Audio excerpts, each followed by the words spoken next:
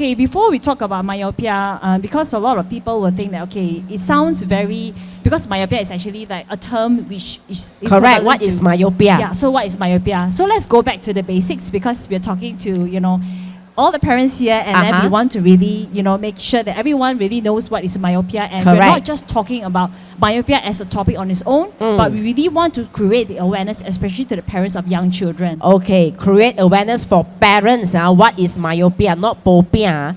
This myopia important to know. Okay, can you tell us a little bit more? Right, so this is just to share with you, right? So as a child, so if you give birth to a child, so our eyeball will also grow from once the baby is born all the way to the teens, right? So our eyeball, so what we actually refer to axial length is actually the length of the eyeball. Length of the eyeball. Length. Okay. Length of the eyeball. Yes. So I would say the first 3 to 6 months is the most rapid, where the eyeball will really grow. And then eventually it will about 0.1 mm per year, right, on average. So for someone that does not need the correction of glasses, it should be rapidly growing the first, I would say, 3 to 6 months, and then after that, the following 6 to 9 years of life, and eventually when the child reaches the age of 10 years old, the eyeball length should already be stabilized. Okay. Right? But unfortunately, for a myopic child or a child with short-sightedness, that doesn't happen. So if you look at the picture here, you see that for a myopic eye, the eyeball actually tends to be a bit longer. And the difference between an emmetropic, which means a child that does not need any visual correction, versus a child that is myopic, the short-sightedness, that need the visual correction. The difference is, first, of course, I mentioned, is that for a myopic eye, the elongation or the growth of the eyeball is generally faster than someone that do not need glasses. I see. Right? And because of that, that's why, and in fact, right, just I mentioned to you that by right, when they reach about 10 or 11 years old, the eyeball length should already be stabilized. But unfortunately, with a child that's myopic, the eyeball length will continue to grow. Continue to grow? Yes, even when they beyond their teens age.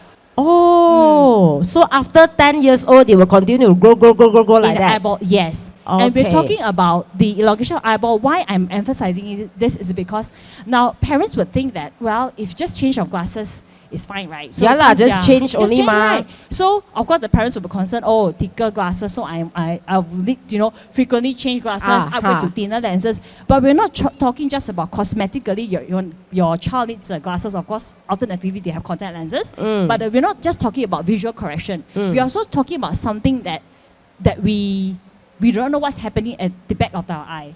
Right. The back of your eyes. Yes. So that would actually lead to, later on I will share, the complications if myopia are not treated early, short-sightedness are not being found early, and parents do not know that their child is at risk of progressing faster than a normal individual, then there will be complications in later life which will affect the quality of their vision and how they are able to see. Even with the visual correction. That's very, very interesting, because this is the first time I hear that we need to check the belakang eyes, your eyes, behind your eyes. How many of us actually get that check? Okay, maybe you can walk us through a little bit more on the treatment later. So this is just a sort of brief introduction. All right. Then we will, I'm a bit too fast. Okay, so this is just an overview to see, like you see, right, that the prevalence of short-sightedness all around the world is increasing. We have know how digitalizations have already come into so many countries. Tabs, smartphones. And you see very young toddlers, even very young babies. I know that, I understand when parents are with their kids, you're trying to dine, you have a proper meal, and I know that, to keep the kids correct. entertained. 10 tables, restaurants, 9 got smartphones one. Let the child see. Because they want to eat in peace. Yes. So that could also, and of course, because we live in a digitalized era. Correct. So we can't deny that everything moves very fast. So with that as well, I would say even the earlier the younger generations are right now than it was 10 years ago or a decade ago. That's really a huge difference. So based on your experience and also working with Zeiss, you actually see the significance of the difference 10 years before. Yes. The growth would you say, is not that fast? I would say it's definitely tremendously faster than a decade ago. So that's why if you look at, especially in Asian countries, you actually see that prevalence is even higher. So that's really? Why, why is that? There are many factors that contributes to the myopia risk of a child. So for example, like if the parents is myopic, so if for example, if the mom is myopic, the dad is not, okay, the child has about 3 times risk higher. Oh, it's hereditary. Yes, it's inherited. So people ask, is myopia, can it be inherited genetically? Yes. So if my parents have myopia, I have a higher chance to get myopia as well. Yes. Then if both parents are also myopic, then your child actually have 6 times even higher risk of getting myopia, especially when they already started schooling. And some even not haven't started schooling, just first maybe 3 or 4 years, but already exposed to a lot of all these digital devices. And we're not just talking about digital devices, even a lot of near work, meaning that the child is not taking break and then holding the material very close to their reading, that will also trigger. I see. Yes. If they don't have breaks often. Okay. Right. That's very interesting. Where is Malaysia?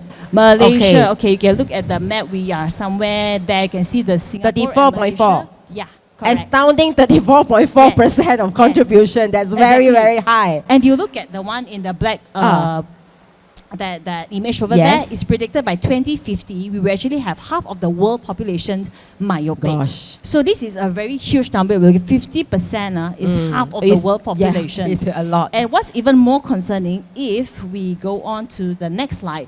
Now, I like to sort of emphasize here because, a lot of times parents say, just change glasses, right?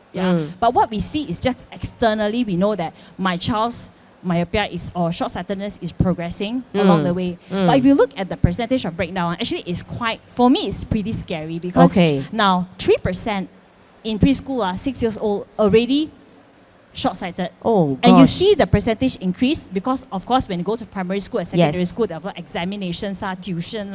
So all these along the way, obviously, right, a lot of near work. And of course, right now, let's say, those days when I was actually, my school, we don't use laptop for work. I mean, that's right. To some extent, yes. But even in labs, computer labs, minimize exactly. Yes. So it's very minimal. But right now, especially during the COVID era, so a lot of classes have maybe say back then at some point of time for a few months they were actually doing online. And definitely online, ma. Yeah. So there's a lot of this because of the changes around us. Yes. So that's why you see that the myopia population is actually increasing tremendously. And if you go all the way to the top of the spike of it, right, 90% of young people in Asia below the age of 20 have myopia. 20 means by the time they already enter university, you can see almost 100% of almost all of them are actually myopic. Yes. Yeah. So that is really concerning. Now, why is that? Very, very high percentage. Yes. So I really want to highlight here is that this is I don't pluck this graph from the sky or somewhere. This is based on the research that was being done in 2016. If you look at a child that is myopic when he's 5 years old versus when he's actually 11. Okay, let's say we compare between a 5 years old and a 9 years old. Yes. Now a 5 years old and 9 years old, they start at the same power, minus 0.50, which is less than 1 diopter of short-sightedness. Okay. Now, if no intervention, no treatment, and we don't even realize that the child is, because 0.50 is not high, it's just very small. Never mind lah, can see, can Correct. already. But let's say if we do not detect anything earlier, because there are ways for us to detect if a child has a risk of progressing myopia faster than another child. There are ways. We'll go into that later because there is actually a 5-step guideline. Right? That's the reason why there's a cure, there's a way. Yeah, there is. So prevention is always better than cure. So if you actually compare, if 5 years old, nothing is done, and I don't even know that my child is having myopia faster than my peers, for example. And eventually, when the child is already 10 years old, see how fast from 0.50 shoot up to minus 550. I see that. And about minus 6 diopter is actually considered as high. We have low, medium, and high myopia. Okay. So if low, it's above medium, 6, high, yes. So above 6 is considered high risk. High risk already. It's already myopia, but minus 6. And imagine the child is only what? 11 years old. Yeah, very eventually, small, very young. The child is, it's only primary school, right? So eventually when the child goes into their secondary school and university, so what will be the power? It will be even higher than that. But say if I realize that my child could be at the risk of progressing myopia faster, and I take actions. Yes. So perhaps I can even slow it down. For example, it depends because compliance has to be there. Yep. No matter how great the product is, the technology is, compliance has to be there. Definitely. Yeah, you need to sort of work hand in hand together. Follow through. Exactly. Yes. Lifestyle changes, the habits, all this needs to work together Yes. with the product together in order to give us the best benefit, the results that we want to achieve. Right. So, and let me see if my next slide has this. Okay. Yeah. So just like you asked me, right? Yes. You asked me, can it be inherited? Yes. The answer is yes. Okay. So what are the few? Actually, there are quite a few, but I'll just highlight. Causes, what causes this myopia? Yeah. Yep. So the first one is I mentioned earlier to you on. If you have one parent or both parents, obviously, if you have both parents, you have twice the risk lah. Instead of 3 times, you have 6 times. So your child would be having myopia, right? So would you say like if parents like let's say we already know Sendiri myopic already, then the partner also myopic, then we give birth to a child. So we have to realize lah and accept that my child may have a higher chance to get myopia. Yes. I see. So this is a very, very important information actually. Exactly. And that is just one of, because genetically we can't change, right? Yeah. But already, at least in back of mind, we already know that me and my husband, let's say both of us are wearing glasses, we have short-sighted, then we know that there is a high risk that my child would have inherited that from me. Okay. So what is that I can change, right? Okay. Environmental and lifestyle causes. So the time that they spend on near work. So I'm not trying to say that, I understand that education is very important, right? Definitely. We want our kids to do well, be successful when they're an adult, have their own career. So obviously education is important. Yep. So what I'm trying to say here is that I'm not stopping parents from, having your kids to do their homework, go for a tuition, but it's very important that the proper lighting and the timing means taking breaks in between of doing a lot of near work. Because when we talk about near work, we're not just talking about the time spent on digital devices, iPad or handphone. We're also talking about the time that they spend on reading, any near work. Because when your gaze change from far to near, your eyes are doing from a relaxed position. It's actually both of your eyes are working together to focus. Right. So imagine that your phone, if you try to keep focus on near, you try to press a few times, it starts to blur. Because it's trying to adjust. Correct. So your eyes also have your eye muscles inside that work together to help you to focus your image, whatever you're reading at near.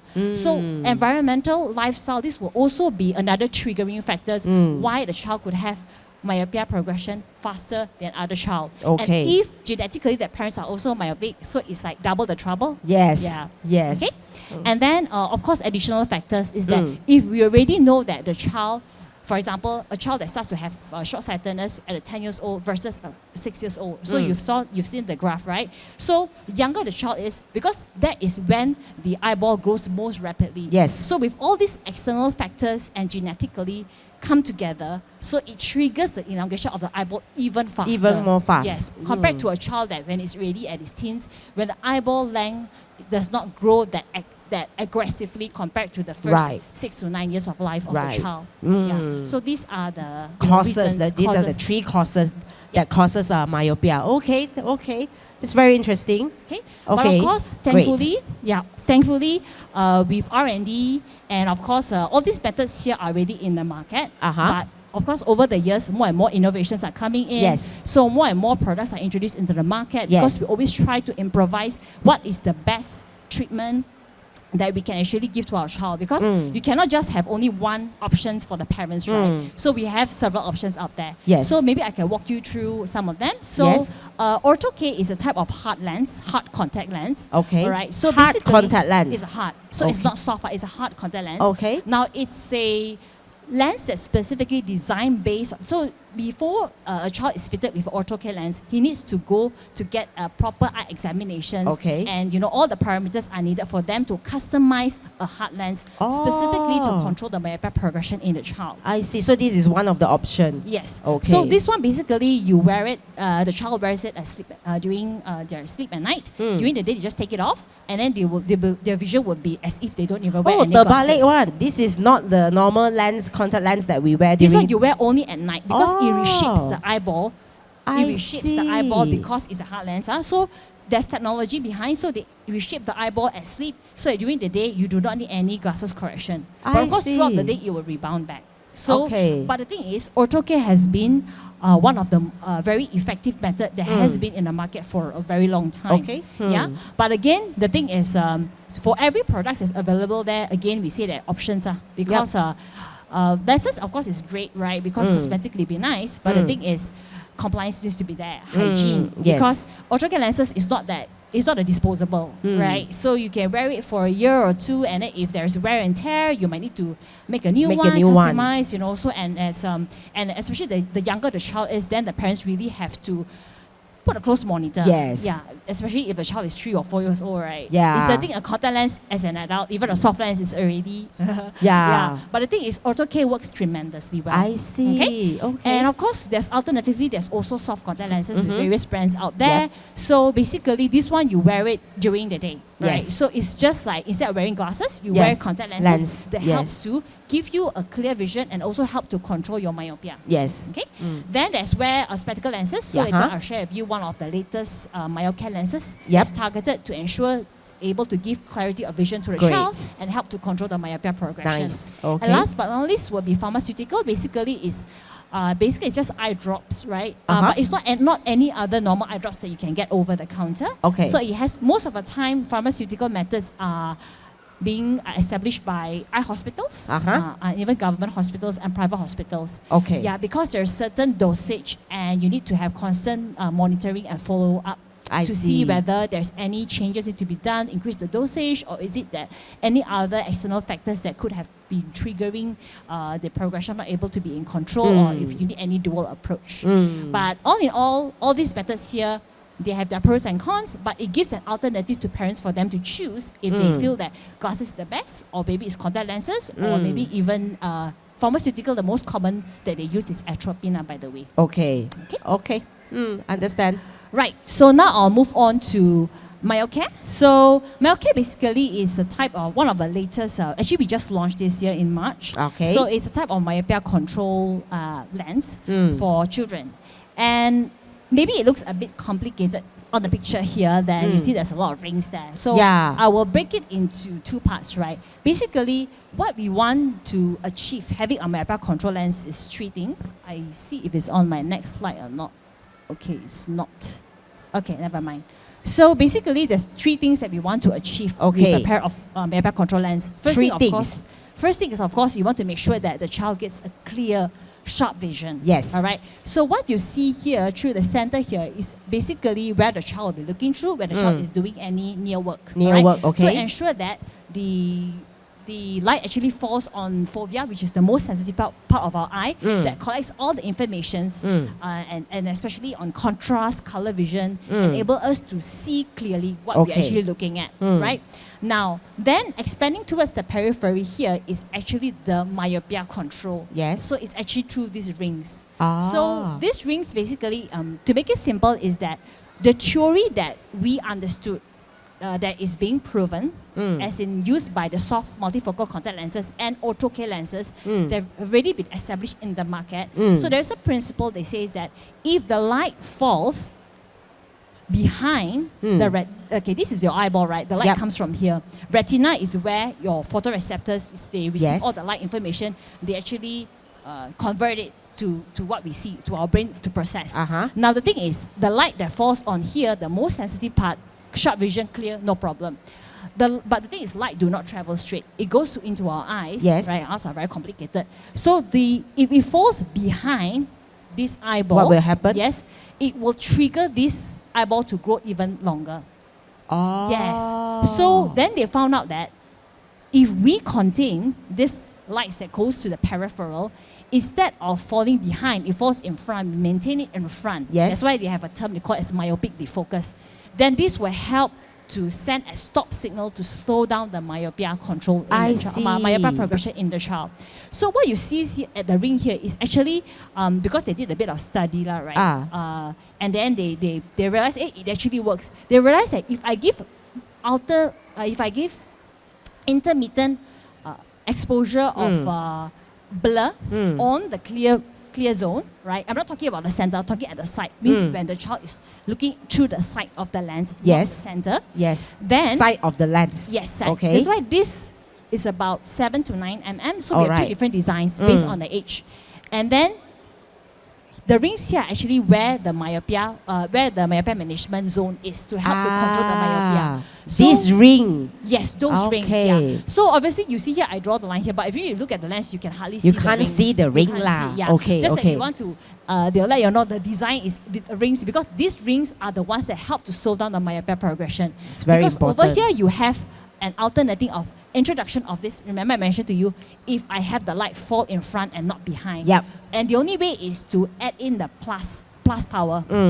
So that is how the alternating of the rings here is. So I won't go into so detailed about that, but generally that's how the lens actually works in simple. Is what we're trying to do is we ensure that the child always gets a clear vision. Clear vision, number one. Yeah. Okay. Secondly is when the child looks at any part on the side of the lens, and the light is always maintained in such a way is within the eyeball, so it will not trigger the elongation of the eyeball. Yes, that it will slow down the progression. That's very, very clever. And last but not least is actually, I want to move on to here. So actually I put an eye design here is because we also want to ensure that it's very important that a lens not able to just control the myopia, but also the child is able to adapt to it.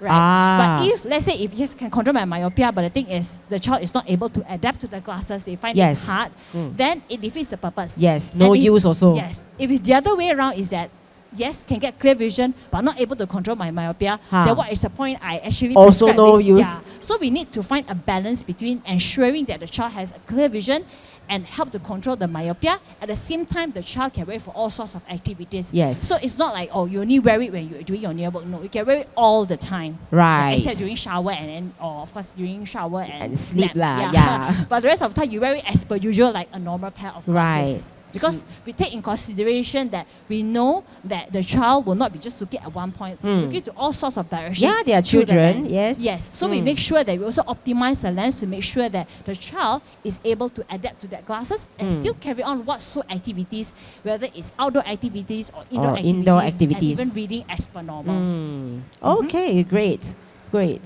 Yep, so I think I can skip this. Right. So, of course, on top of this technology behind, I just want to highlight some of the other features. Yes. So, because we know that kids usually are very active, yes. So we also ensure that the lens is able to keep up with their active lifestyle, more robust. Yep. So, it's scratch resistant. Yes. Right? And that's why it's suitable for active young children. Yes. And we also know that UV protection is very important. All right. Definitely. So the glasses also come with the UV Protect technology. So if the child is outside playing wearing the myopia lenses, the child still gets the UV protection up to 400 nanometer because that is up to that is the recommended. Of course, recommended you will put a bit lower if you look at the ISO. But the thing is, we consider when the child is outside, the maximum protection supposedly is at least 400 nanometer. Right. So the child can be protected from any harmful UV rays. So this myocare lens already comes with this? Yes. Okay, yes, great. Wow. Right? Wow. Okay. Yeah. So I want to know this. Just to share with you, right? Our myocare comes in two different designs. Yep. Below 10 years old and above 10 years old. So just to share with you that, even myopia control lenses can be customized based on the age and the needs of the child. Right. So the design is fixed, the technology is the same, but for us, we understand that the needs of the child, the behavior, the visual behavior of the child will change as they age. So that is why we have two specific, which is below 10 and above 10 years old. I see. Okay. Okay. There are two. Yeah. Two ways. Okay. All right. And then this is actually the 5-step guideline that is recommended by Zeiss. Okay. Ada 5 step. Yes. Right. So let's go one by one. I will sort of touch through all these points here, which will also sort of correlate with the kids zones that we have here. Yes, we have a kids zone. Yes. Okay. So first of all is understanding the history and the risk factors. So it's very important that, for example, just now we mentioned, how much time they spend near work, how much time they spend outdoor, correct, and if the parents are myopic or not. Yes. So all these are risk factors that if we able to identify, yes. Then means that we're able to categorize the child better, knowing that this child has a higher risk or not, or this child has a lower risk, but may develop later. Because if we find out all these things, then it's easier for us to manage. That's right. Yes. That's right. You have the background check first. Correct. Okay. That's right. Okay. The next, of course, evaluation. So, of course, you see the kids' corner here. We actually have two. So, two important things when it comes to knowing that if the myopia progression is fast or slow, or the child is at risk. Two things. First, you need to know, of course, the power. Yes. Okay. But the thing is, over there. Yes. Which is, I think, the very first. The B. The B one. B, yes. But just knowing the power alone, we do not know what is happening to the eyeball. Yes. But we know one thing for sure is that an immature child, a child that does not need any visual correction, the eyeball gland should grow as per normal based on there's a 0.1 mm in a year. But for a myopic eye, it will tend to grow even faster. Yes. So that is where the station A comes Eye in, length management. Yes. So we have a comparison of a data of a normal child that, not normal, I should put it this way, doesn't sound right. A child that do not need visual correction. Okay, we call it immetrope, right? The term is. So we actually have a comparison graph to compare. So every visit that the child comes back, then you will know that, hey, is it following the expected axial length growth of a child that do not need visual correction, or is it faster? Okay. If the eyeball length is growing faster than the expected growth rate, then we know that this child could be at risk of progressing myopia faster than any other child. So this machine can actually detect that? Yes, they can measure the eyeball length. Yeah. How accurate will you think this machine is? Of course accurate. Because the thing is, it's based on wavefront, because it also takes into it's consideration based on how the light actually travels into your eyes. And then we take the data is based on a lot of children, and we expect that within 6 years old to about 6 to 12 to 13 years old, we roughly already know what is the expected growth. So with that graph, the parents will roughly know, oh, is this treatment working for my child or not, right? Is my child at the risk or not? So should I take action now or later? That's very interesting, yes. So that's the reason why we actually we have the need two the eye stations length. Just now got parents ask me, why must check the power can already, ma? Now I know how to answer. I because see, you need to verify both the power and the eyeball length. Yes. Yeah? Okay. And then next is basically from those the categorization. first two steps, you already know already the categorization. Their recommendations. So you have the options that if you want to go for a contact lens, if you want to go glasses correction, lens. or even hard lenses. And last but not least is monitoring, because it's very important that you dispense a pair of glasses to the customers, the parents, in order for the parents to know whether the treatment is effective or not. Is to come back for follow up. We check again, right? If the power is maintain, or is it a lot of increase? If in a year increase 75 and above, this is something to be cautioned of. Means the child's myopia is progressing faster. If it's 25, 50, still not too bad, still okay, but to monitor. But again, with just the best lens in the world, regardless of whatever options, is important, but it's very important that compliance has to be there. So if the child is very young, it is the parent's role to, of course, to remind. Although not if the child cannot verbally, but the parents have to do what they have to do. Correct. So that is how eye care practitioners can also work hand in hand with the parents, right? So that the child, because what we want to achieve at the end of the day is that we want to slow down the myopia progression in the child. Because just like you asked me, right, just change of glasses. So what are the complications? Actually, the thing is, if myopia is progressing very fast, as the child grows, right, every diopter increase. 1 diopter is 100, okay? Every diopter increase, you actually increase the chance of the child getting retinal detachment. That is basically like, if you imagine that if you have wallpaper at home, the wallpaper starts to peel off. And what happens is because that is where it receives all your receptors, it receives all the light signals to give you what you see. It starts to peel off, then it's going to affect how you see. Correct. So if the child is able to get perfect vision, no.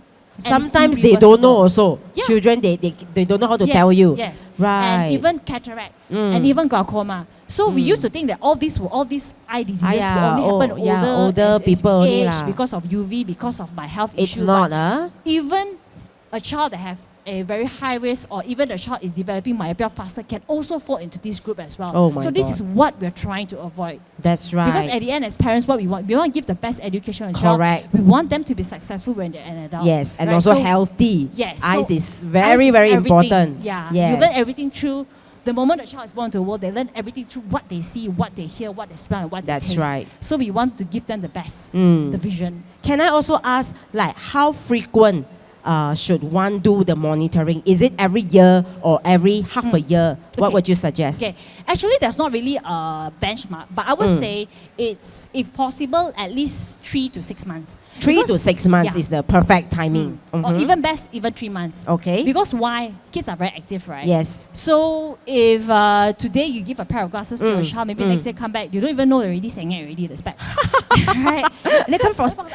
Yes. Then it already misaligned, right? Yes. Then remember, I showed you how the design of the lens is. Yes, I remember. So in order for the lens to work together to help to give clear vision and control myopia, the position of where it's very important, right? Yes. I think, like, for example, if let's say we don't talk about myopia, even a pair of multifocal or progressive lenses, right? It was already saying it, already pata putus, how you gonna wear it, everybody all the weird faces. Sometimes burning also. Yeah, sometimes burning also. Yes. So that's why, if possible, we will say every 3 months. Because at least we can see, just a quick recheck if the power is it in good, in order. Is it in order, then okay, no problem. If the glass is misaligned, just align it back. fixed, align it back. At least the child can really still enjoy a good vision, right? Right. Yeah.